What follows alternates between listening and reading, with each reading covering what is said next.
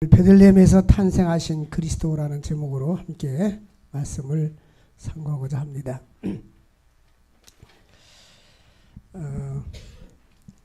오늘 저녁 9시 정확한 시간은 모른다. 9시 20분 30분 그때 KBS에서 캄보디아의 그 헤브론 병원에 대한 그 특집이 있습니다. 그래서 많이 봐달라는 연락이 왔는데 캄보디아에 대해서 잠깐 말씀을 드리고 말씀을 전하도록 하겠습니다. 우리가 여러 번 말씀을 드린 것처럼 1975년에 캄보디아 폰폴드라는 사람이 프랑스에 유학을 갔다 와서 이 공산주의 사상이 머릿속에 들어서 모든 사람이 같이 평등하게 잘 먹고 잘 살자, 이런 이론은 좋았지만 그래서 지식인들, 가진 자들을 우선 죽여야 된다. 그래서 그 4년 동안 약 200만 명에서 300만 명의 사람을, 지식인들과 지도자들을 다 죽였어요. 그러니까 지금 많은 세월이 흐른 지금은 그 지식인들이 다 죽어가지고 그 자국민에 대한 그 학교들이 많지 않고요. 또한 그 자국 나라 말 글씨를 아는 사람들이 50%도 안 돼요. 문맹률이 54%라고 하니까 둘 중에 한 사람들은 자기 나라 글도 읽을 수 없는 그런 형편입니다. 그러니까 병원도 별로 없고 학교도 별로 없고, 또 학교를 지어줘도 학생들이 초등학교 다니다가 그만두는 거예요. 엄마들이 지식이 없어서 가서 밭에 가서 밭을 메고 이리해서 돈벌이 해오라고 해서 우리나라 NGO 단체 그리고 기독교의 선교사님들 이런 단체에서 선교를 많이 하고 있습니다. 그런데 그 중에 하나가 헤브론 병원인데, 헤브론 병원은 평신도 그 선교사들이 또 의사들이 자원해가지고 가서 늘 단기 선교하다가 이렇게 항공료도 많이 들고 비용도 많이 드는데 우리가 한국에서 직업을 포기하고 이제 여기 와서 봉사하자. 그래서 한국교회에 도움을 받아가지고 또 평신도들이 헌금을 해가지고 병원을 현대식으로 아주 잘 지어줬습니다. 그래서 자기의 한국에서 많은 돈을 벌 수도 있고 누릴 수 있지만 이런 것을 포기하고 그 캄보디아에 가서 의사로서 헌신한 분들이 많이 있습니다. 제가 가보니까 거기 로비에서 사람들이 진료를 받으려고 대기하는 중에는 이 전도를 하고 있었습니다. 특별히 그 심장병 환자들을 그렇게 많이 치료하는 그 병원으로 아마 여러분에게 오늘 다큐로 나가게 될 것입니다. 근데 하나님께서는 이 모든 나라를 움직이고 인류 역사를 움직이게 할 때에 누군가의 희생이 있다는 겁니다. 희생이 없이는 열매가 맺어질 수가 없어요. 요한복음 12장 24절에 하늘의 미랄이 땅에 떨어져 썩지 아니하면 그대로 있지만 이 미랄이 땅에 떨어질 때에 싹이 나서 열매를 맺게 되느니라. 우리나라도 많은 선교사님들이 와서 개화기 때에 이제 전기도 들어오지 아니하고 우리나라가 어두움 시절에 있을 때에 또 한글도 모르는 문맹인들이 많이 있고 병원도 없을 때에 외교에서 선교사님들 와서 학교를 지어주고 병원을 지어주면서 우리나라가 이와 같이 발전했습니다. 근데 오늘날 사람들은 이 기독교가 국가에 발전시킨 이러한 것들에 대해서 침묵하고 있습니다. 국정교과서나 이런 것에 잘 나와 있질 않아요. 근데 실제적으로 만약에 한국이 이러한 문명의 혜택을 받지 않았더라면 우리도 역시 이 동남아의 그 어두운 나라들, 이 가난한 나라들, 너무너무 가난하고 힘든 그러한 모습들을 보게 됩니다. 그래서 그 캄보디아에 갔을 때에 어느 고등학교에, 초등고등학교의 그 전체를 관리하는 분이 여자 선교사님이었어요. 이 장선교사님인데 이 선교사님이 독신으로 가서 선교를 시작하는데 그 쓰레기장 같은 곳에 사람들이 그냥 집시 같은 곳에 가서 선교를 시작했습니다.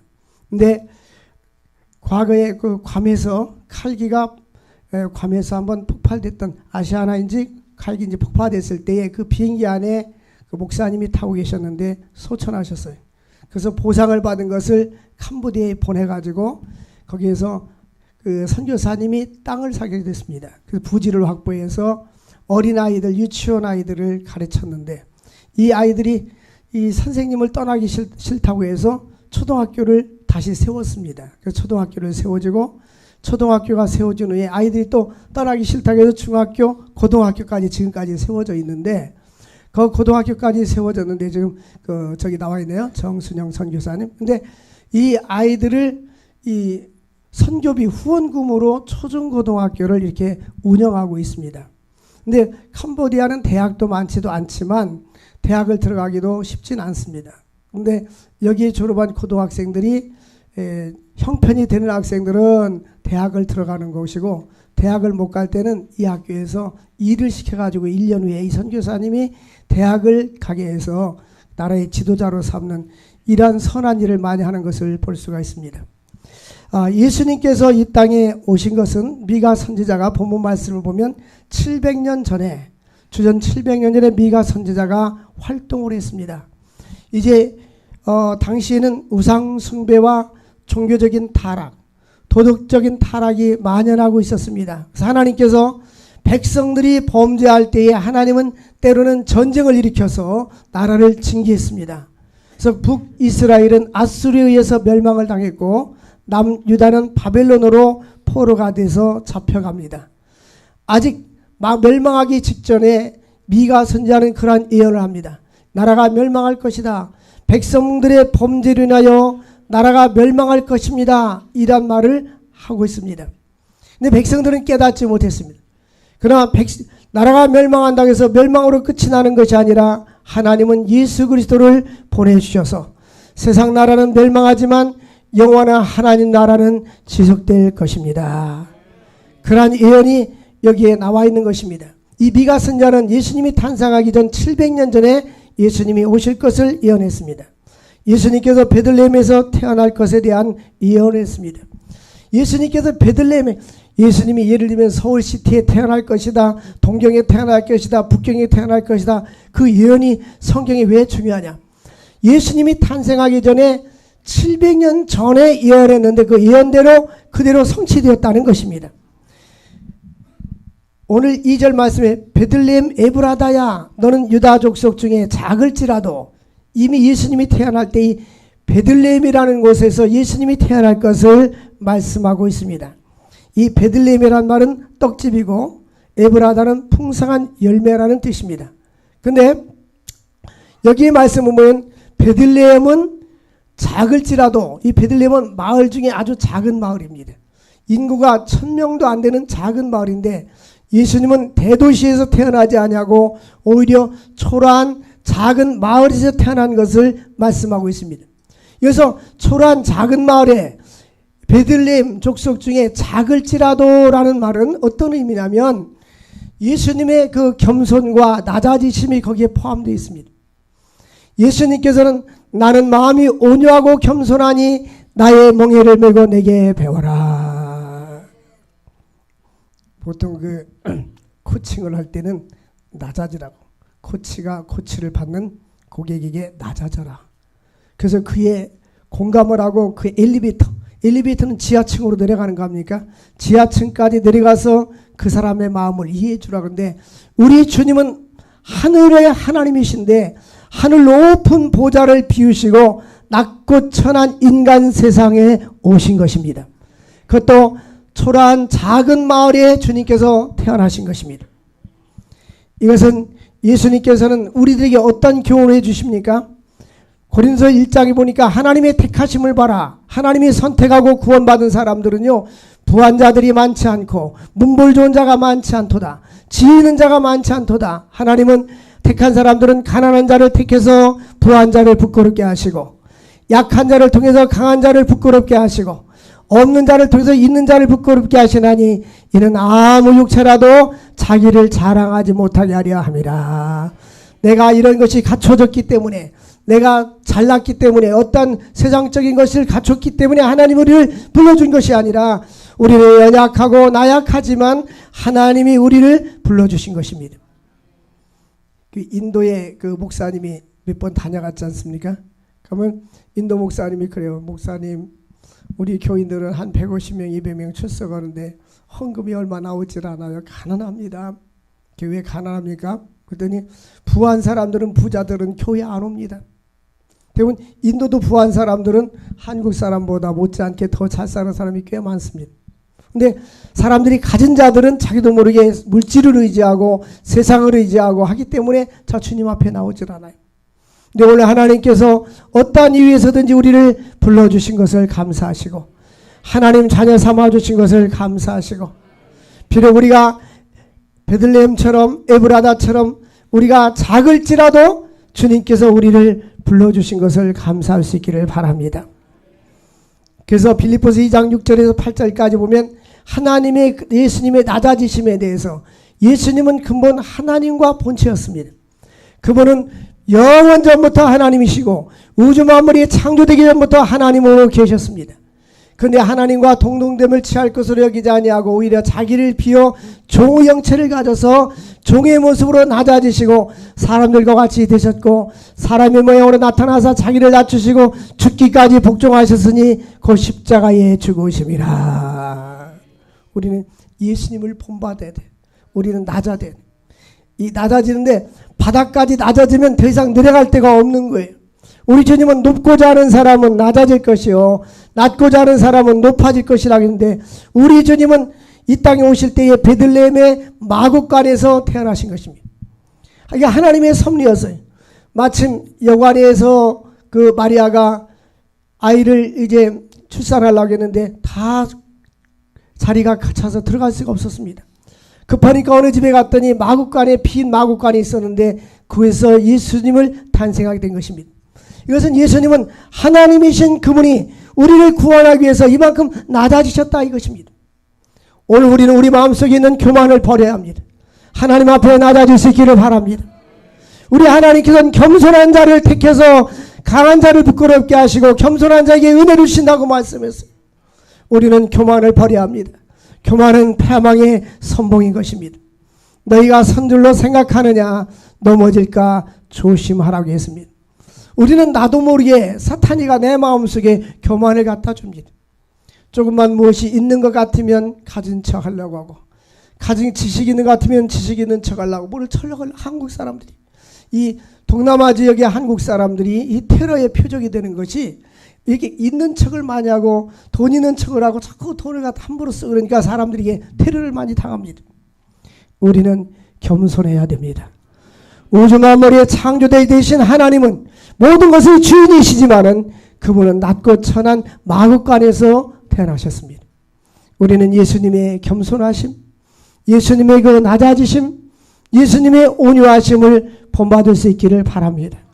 12월 25일 성탄절 예수님이 탄생했다. 누구나 다 아는 이야기입니다. 그보다도 우리는 예수 그리스도가 나의 구세주시고 우리가 본받아야 될 분이 바로 예수 그리스도십니다. 지구상에 아무리 훌륭한 인격을 가졌다 할지라도 가까이 가서 보면 그분도 누구에게나 다 흠집이 있는 것입니다. 단점과 약점이 없는 사람이 아무도 없습니다. 그래서 우리는 우리 자신이 주님 앞에 나의 자신을 바라볼 때에 우리는 겸손해야 됩니다. 우리 주님께서 너희 안에 이 마음을 품으라 곧 그리스도 예수의 마음이다. 예수님께서 작을지라도 작은 마을에 우리 어떤 청와대에서 태어나신 것도 아니고 백악관에서 태어난 것도 아니고 저 작은 마을에 마구간에서 예수님이 겸손하게 태어나셨습니다. 근데 성경은 그래서 하나님은 그를 지극히 높여 모든 이름 위에 뛰어난 이름을 주셨다. 그 모든 사람으로 하여금 예수를 주라고 시인하게 하셨다는 것입니다. 주님을 본받을 수 있기를 바랍니다. 주님의 마음을 본받는 자. 주님의 우리가 닮아야 될 그 대상은 바로 예수 그리스도. 우리가 본받아야 될 예수 그리스도를 이 시간에 마음속에 영접하시고 주님의 온유와 겸손을 내 마음속에 간직할 수 있기를 주의 이름으로 축원드립니다. 예수님이 예루살렘에 입성할 때도 나귀를 타고 입성하셨습니다.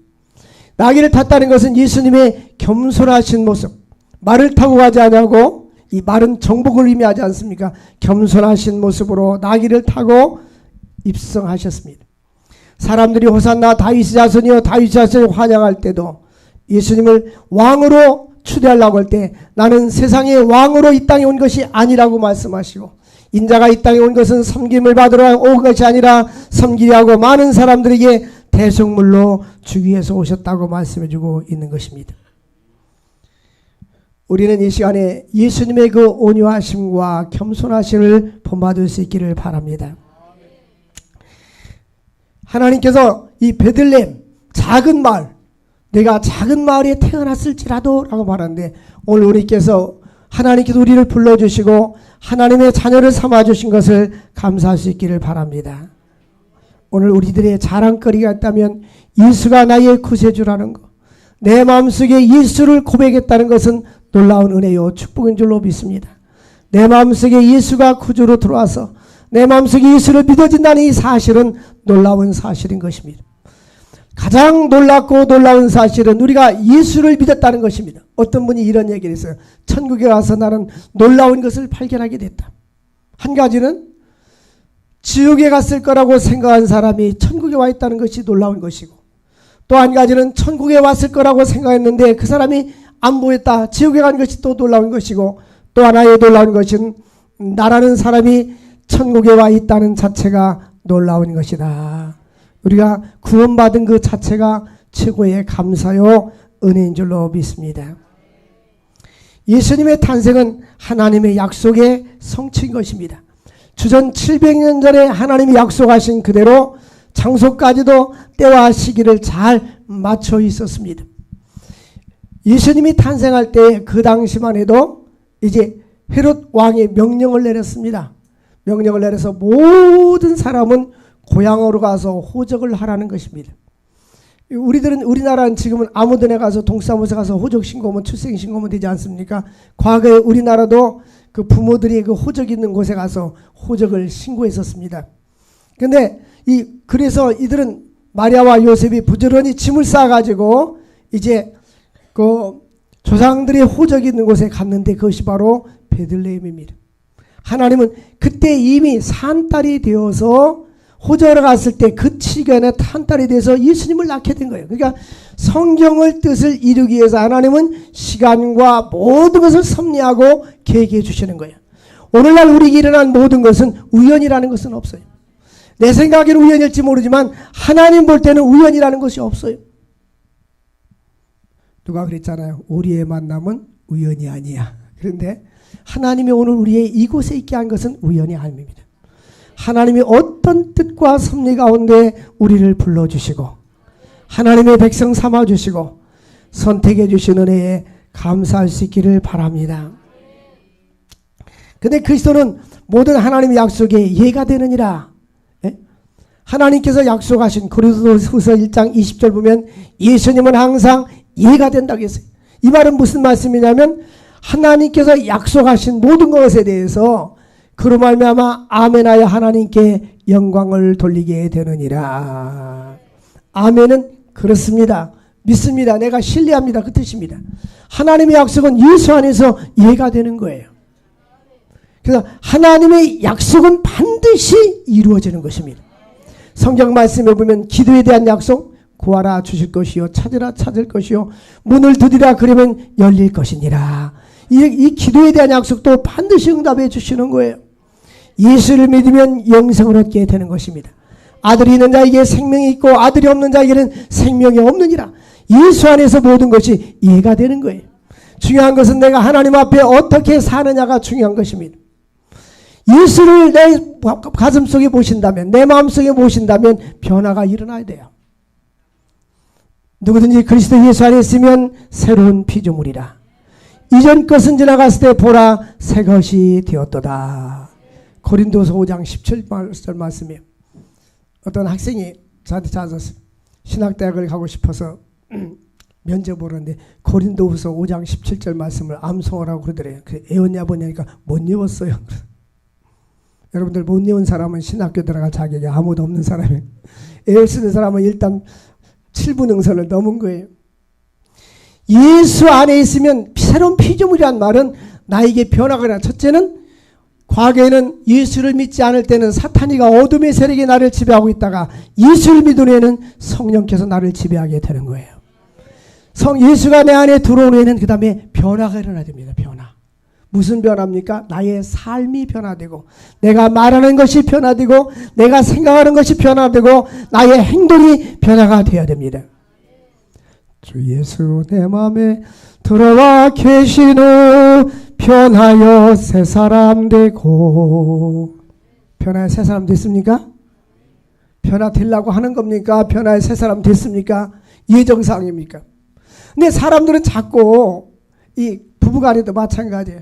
상대방에게만 변화를 요구하는 거예요. 자기는 변화가 되지 않고 이걸 이렇게 해달라 저렇게 자꾸 상대방에게만 변화를 요구하니까 충돌이 되는 거예요.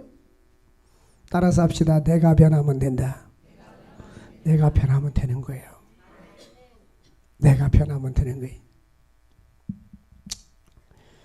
우리가 인생을 사는 데 있어서 가장 중요한 것은 우리의 나침판입니다. 항공로고 비행기가 날아갈 때도 항로가 있을 때 나침판이 있고 배도 나침판이 있어요. 어떤 때는 깜깜한 밤에 외국 가는데 정확하게 기장이 비행장에 딱 내려주는 거예요. 만약 엉뚱한 곳에 내려주면 어떻게 할 거예요? 근데 정확해요. 왜? 항로가 있기 때문에. 우리 인생도 항로가 있어요. 그게 바로 성경 말씀인 것입니다. 주의 말씀은 내 발의 등이요 내 길의 빛이니이다.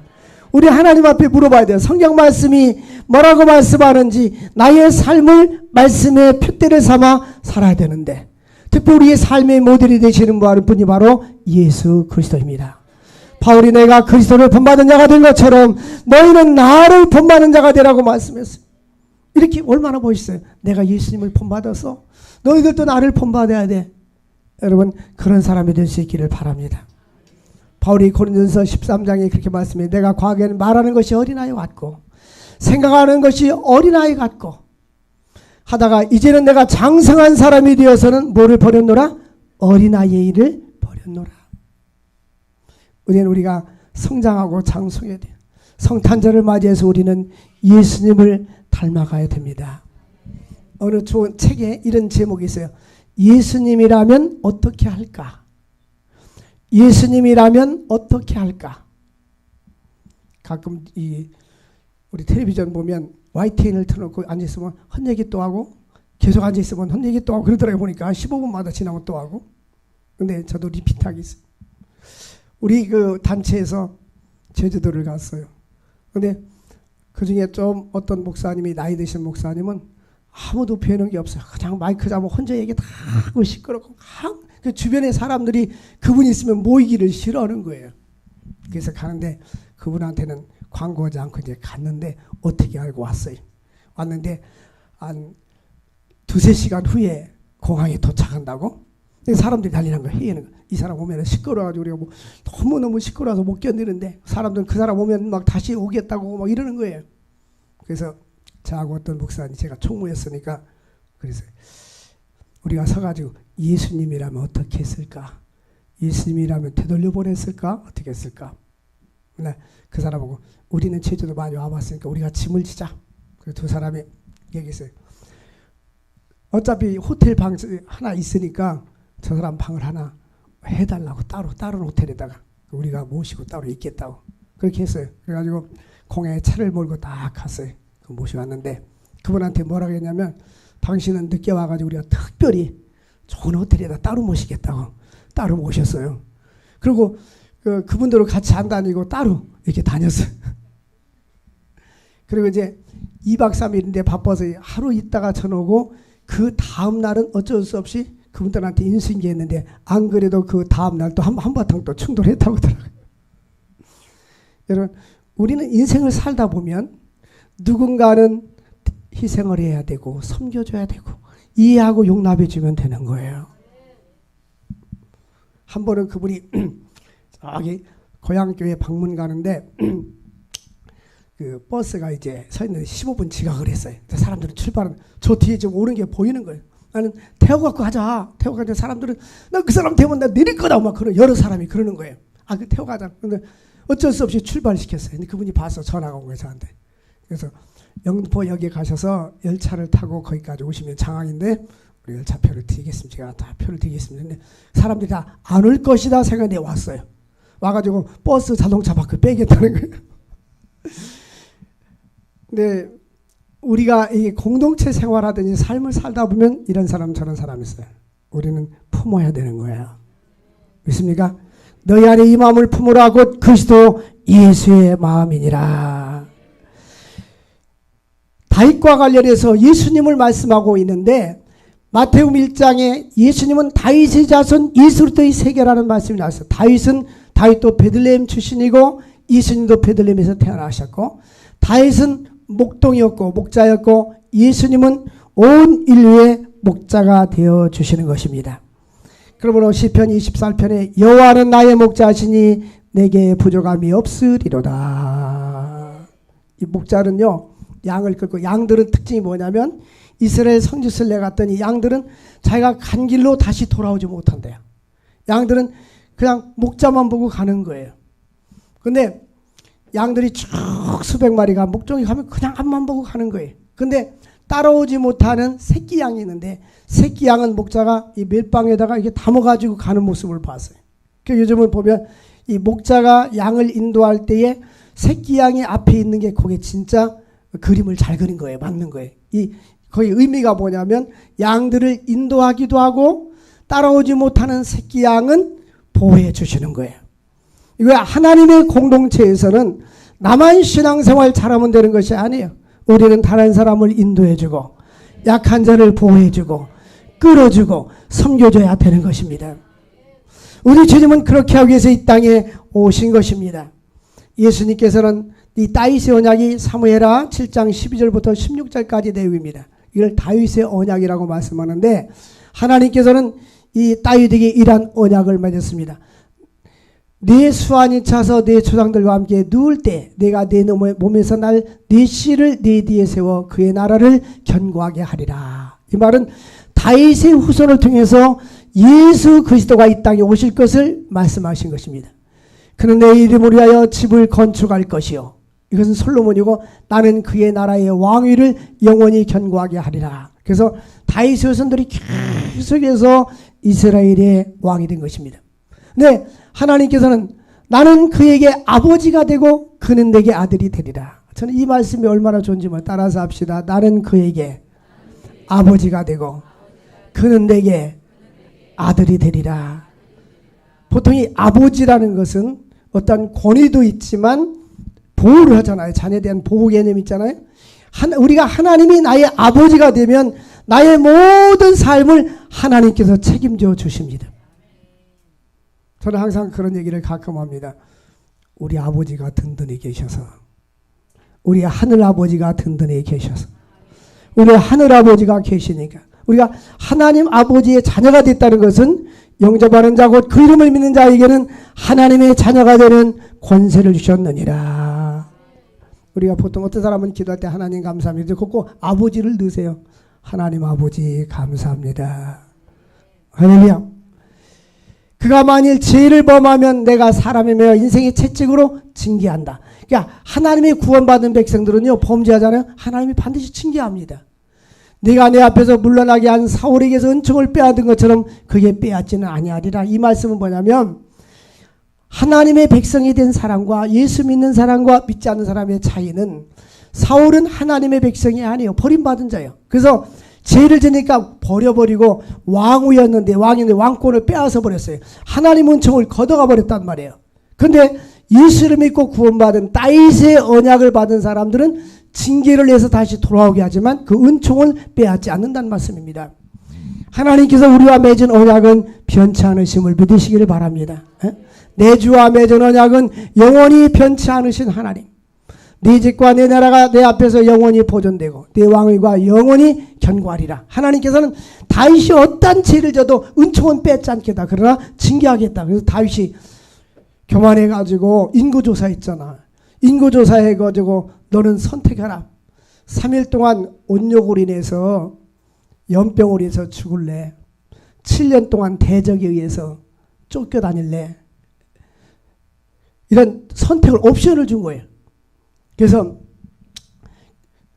3년 동안 기근이 들을래? 선택을 해라. 그러니까는 연병을 선택했어요. 그래서 많은 사람이 죽었잖아요. 근데 하나님은 여기 징계를 하지만 은총은 빼앗아가지 않는다는 거예요. 오늘도 하나님이 만약에 하나님께서 나에게 주신 은총을 빼앗아갔다면 오늘 이 자리에 우리가 있을 수 없어요. 우리가 만약에 내가 지은 죄 때 하나님 앞에 잘못한 것을 낱낱이 주님께서 계산해가지고 은총을 빼앗은다면 이 자리에 있을 사람 아무도 없어요. 왜? 로마서 3장 10절에 의인은 없나니 단 한 사람도 없느니라. 단 한 사람도 의인이 없어요. 근데 예수 그리스도로 말미암아 우리가 의롭다함을 얻게 되었느니라.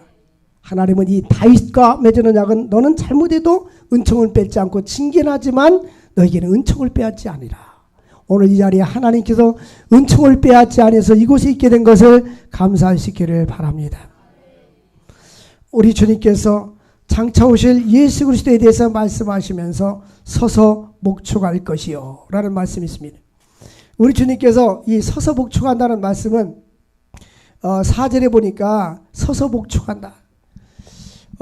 우리 주님께서 목자가 양을 기르듯이 미가서 5장 4절 말씀에 그가 여호와의 능력과 그 하나님 여호와 이름의 의형을 의지하고 서서 목축하리니, 이 말은 선한 목자 되신 주님께서 우리를 인도해 주시고 우리를 보호해 주시고 잔잔한 물가로, 실만한 물가로, 푸른 초장으로 인도해 주신다. 그 최근에 뉴스 보니까 그 사인이, 그 종현이가 자살해 죽어, 젊은 아이가, 그렇게 뉴스가, 나는 걔가 누군지도 몰랐어요. 텔레비 잘 안 보니까. 그래서 뉴스 나와서 아는 거예요. 근데 막 영국 BBC 방송에서 나오고 자꾸 나오니까 뉴스에 보니까 신문에 그런 얘기가 있어요. 이걸 자꾸 뉴스에 내보내는 것이 안 좋을 수도 있다. 이거는 베르테리의 효과가 있다. 베르테리 효과는 괴테가 쓴 젊은 베르테리의 슬픔인데, 이 자살해서 죽은 것에 대해서 자꾸 하면 사람들이 그것에 대해서 자기들이 좋아하고 선망하던 연예인이 죽었으니까 젊은 아이들이 따라 살 수 있다는 거예요. 근데 왜 저 사람이 죽었을까? 그 마음에 평화가 없고 평소에 우울증이 있었던 것 같아요. 근데 제가 확신하기는 예수를 믿고 성령 충만하면 어둠은 떠나갑니다. 전제 조건이 예수를 믿어도 세 종류의 사람이 있어요. 이미 말씀드린 세 종류의 사람. 한 종류의 사람은 뭐냐면 그리스도 안에서 영에 속한 사람이 있고요. 이 영에 속한 사람은 성령의 인도하심 받아 사는 거예요. 성령께서 나를 인도해 주시고 주관해 주신단 말이에요. 예?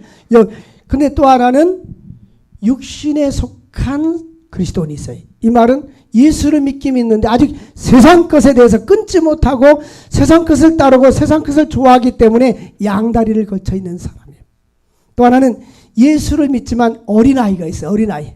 초보자, 어린아이. 어린아이들은 엄마가 젖을 줘야 먹듯이 자기 스스로의 신앙생활을 해나갈 수 없는, 누군가가 도와줘야 되는 그러한 신앙생활의 유아기적 고착.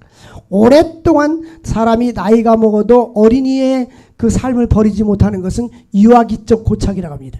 신앙생활도 유아의 모습을 버려야 되는데, 탈피해야 되는데 항상 어린아이 모습으로, 거린마 모습으로 누군가가 도와줘야 되고, 교회 나오세요, 예배 참석하세요, 교회 갑시다, 이걸 돌봐줘야 되는 이 유아기적인 신앙이 있단 말이에요. 우리는 모두가 다 성령의 사람이 될 수 있기를 바랍니다. 성령의 사람이면 어둠이 물러가게 되고 하나님의 은혜가 우리의 심령에 머무르게 될 줄로 믿습니다. 예수님은 또한 그의 백성을 보호하시며 평화를 주십니다. 이사야서 9장 6절 말씀에 보니까 예수님께서는 평강의 왕으로 오셨습니다. 함께 읽어보겠습니다. 이는 한 아이가 우리에게서 낳고 한 아들 우리에게 주신 바 되었는데 그 어깨에는 정세를 메었고 그 이름은 기묘자라 모사라 전능하신 하나님이라 영존하신 아버지라 평강의 왕이라 할 것입니다. 이 기묘자란 말은 도저히 우리 인간의 생각으로 알 수 없는 분.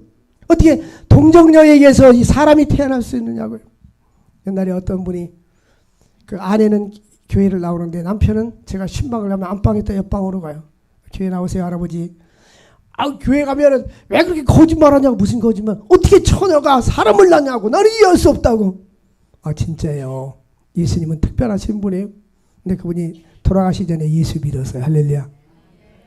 우리 인간의 이성으로는 이해할 수 없는 하나님이신 분이 수처녀 동정녀에게서 탄생하신 기묘자이십니다.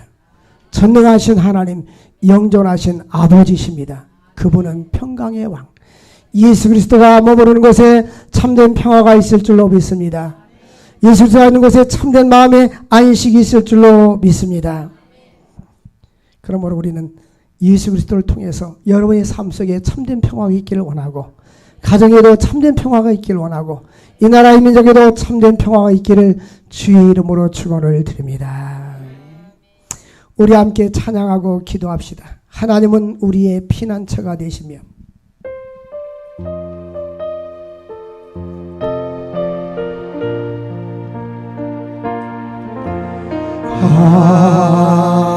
하나님은 우리의